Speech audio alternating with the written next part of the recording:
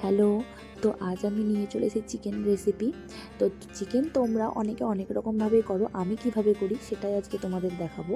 প্রথমে আমি চিকেনটাকে ধুয়ে নিয়েছি, তারপর এর মধ্যে লবণ, হলুদ, কাশ্মীরি লঙ্কার গুঁড়ো আর পরিমাণ মতো টক দিয়ে ভালো করে মাখিয়ে ঢাকা দিয়ে রেখে দেবো। 20 থেকে 30 মিনিট ঢাকা দিয়ে রাখলেই হবে।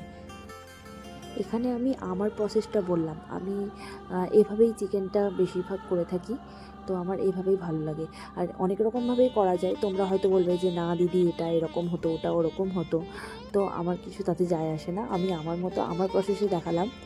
তারপরে কড়াইতে তেল দিয়ে তেলটা ভালোভাবে গরম হয়ে আসলে এর মধ্যে দিয়ে দেবো তেজপাতা, দুটো শুকনো লঙ্কা, গোটা গরম মশলা, দারচিনি, লবঙ্গ, গোলমরিচ দিয়ে কয়েক সেকেন্ড ভাজার পর যে দেখবো হালকা গন্ধ বেরিয়ে এসছে, তখন এর মধ্যে দিয়ে দেবো পেঁয়াজ কুচি।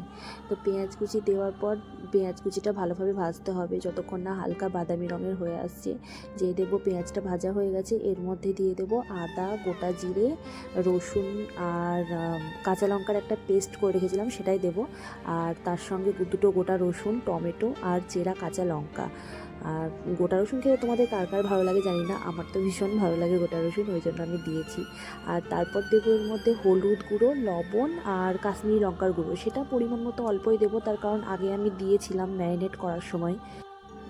ভালোভাবে মশলাটা কষানো হয়ে গেলে এর মধ্যে চিকেনগুলো দিয়ে দেবো যেগুলো আমি ম্যারিনেট করে রেখেছিলাম। আর চিকেন থেকে যে জলটা বেরিয়েছে সেটাও এর মধ্যে দিয়ে দেবো।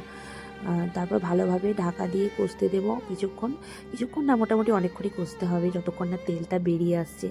তারপর যে ভেজে রেখেছিলাম আলুগুলো, আগে থেকেই আলুটা ভেজে রেখেছিলাম, সেই আলুগুলো এর মধ্যে দিয়ে দেবো। তারপর কষানো হয়ে গেলে এর মধ্যে দিয়ে দেবো পরিমাণ মতো জল। জলটা তোমাদের ইচ্ছে মতো দেবে, যে মনে হবে যতটা লাগবে ততটাই দেবে।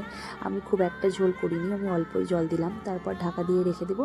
আর যেই দেখবো তেল বেরিয়ে এসছে মশলা থেকে, মানে জল থেকে যে তেলটা ভেসে উঠবে, তখনই এর মধ্যে গরম মশলার গুঁড়ো দিয়ে নামিয়ে নিলে আমার পুরো চিকেন রেডি। তো তোমাদের এই রেসিপিটা কেমন লাগলো কমেন্ট করে